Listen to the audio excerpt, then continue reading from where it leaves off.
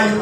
The President, remember, was asking for extraordinary power to combat COVID-19. Anong ginawa ng Senado at ng Kongreso?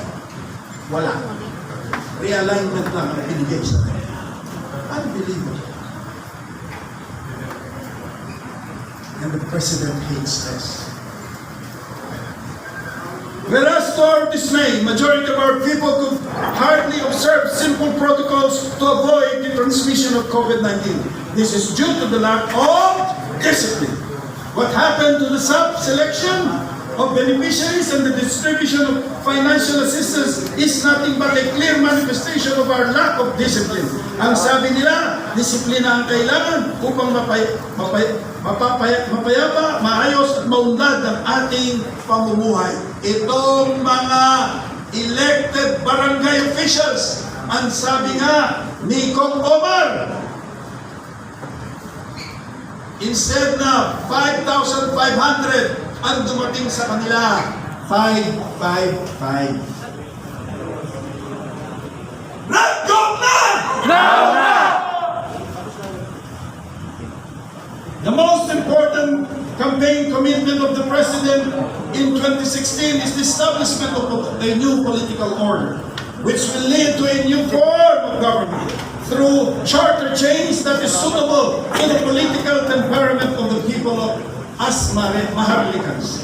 In the fulfillment of this commitment, the President created a constitutional committee which drafted a new constitution which has been pending in Congress for consideration.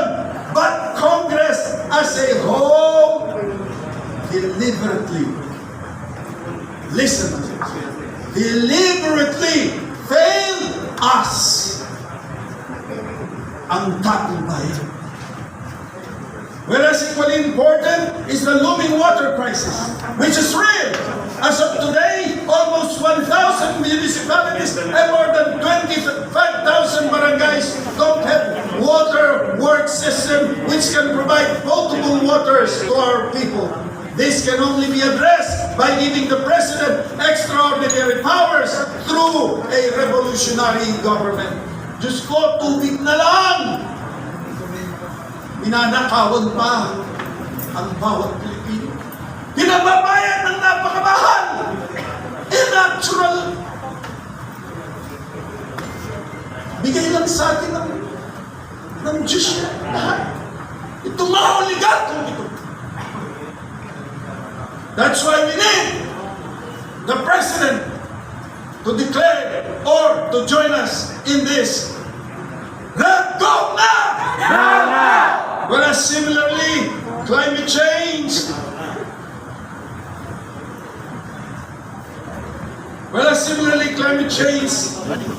in which every Filipino has to adopt, must be addressed effectively and efficiently. The erosion of our mountains due to irresponsible mining and the destruction of our forests due to illegal logging must be stopped.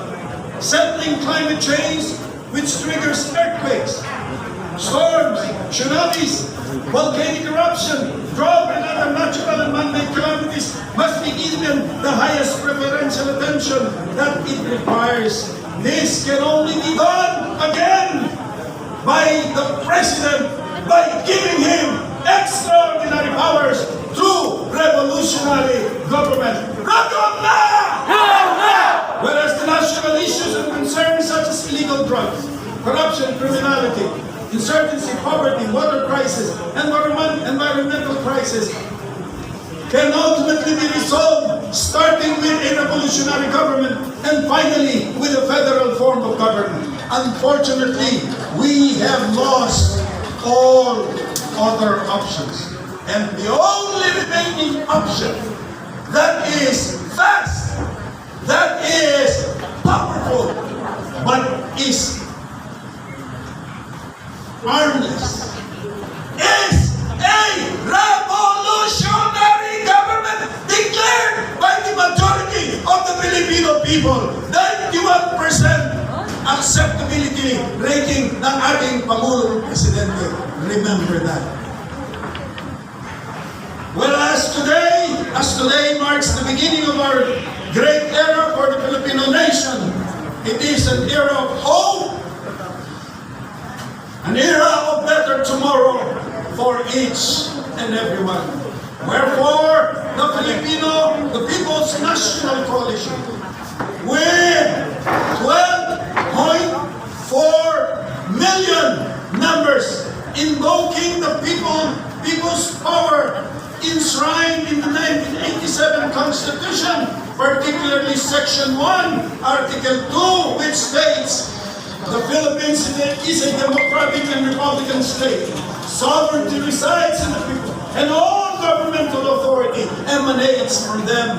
The People's National Coalition, with 5.3 million members worldwide, who have signed a document expressing their support for the installation of a revolutionary government towards federalism, and after conducting public fora in almost all provinces and cities nationwide, and after conducting consultation with certain segments of the military as well as the police establishment, have today, February 22, 2021, declared and installed a revolutionary government with President Rodrigo Roa Duterte at the helm as leader and president of the revolutionary government, who was duly elected in 2016 presidential election with overwhelming victory, enjoying a trust and popularity rating of 91% with extraordinary powers. I repeat, with extraordinary powers in addition to his powers provided for in the 1987 Constitution to pursue the following by issuances of decrees, orders, and letters of instruction. 1. Adopting a new constitution providing for a federal form of government for our country. 2. Enactment of laws to put an end to illegal drugs, corruption, insurgency, criminality, poverty, political dynasty, oligarchy, electoral frauds, and vote buying. As a public and health provision, strengthen the power of the regional development councils in addressing the COVID-19 pandemic in their respective regions and addressing the economic difficulties of our people. And most of all, building of hospitals in all municipalities, cities, districts, and provinces equipped with more modern and appropriate medical technologies and facilities. Ills of the society, eliminating the ills of our society, such as illegal drugs, corruption, criminality, insurgency, poverty. With all these problems, we cannot attain national unity and even aspire for greatness. Kaawa-awa naman tayo mga Pilipino. Removal of DNP, purging and removal from government service of officials and employees accused of corruption, inefficiency, and abuse of power, if evidence so warrant. Keeping these people in government service is pulling down the president. Political reforms, submission of a draft bayanihan constitution, labeled as People's Constitution for review and ratification by the people. This is the people's power or will of the people, following the legal maxim that the will of the people is the supreme law. Vox populi est suprema lex. This is the last and only chance para makamit natin ang tunay na pagbabago sa ating bayan. Governance, creation of commissions that will take actual possession and control of the hidden wealth of the country, which is acknowledged by world leaders. This will save the country from economic depression of our people from hunger and poverty. Creation of a National Traffic Management Council to manage the worsening traffic crisis in the country. We are losing hundreds of billions of pesos due to traffic congestion.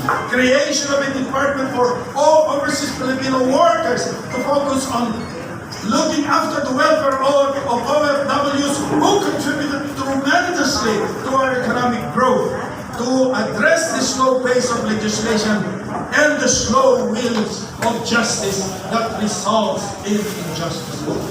Economic fundamentals and environmental protection, adoption of agro-industrial export-oriented economy, eliminating monopoly and promote trade liberalization, promoting equal economic opportunities for all, nationalism of the ownership of and operation of communications, transportation, electricity, and waterworks, and if necessary, engage in public-private partnership. Massive food production in government and private lands to attain national sufficiency. Establishment of work markets in all municipalities and barangays. Pasensya na po kayo, hindi na lang. Pero ito po, pinaka-importante.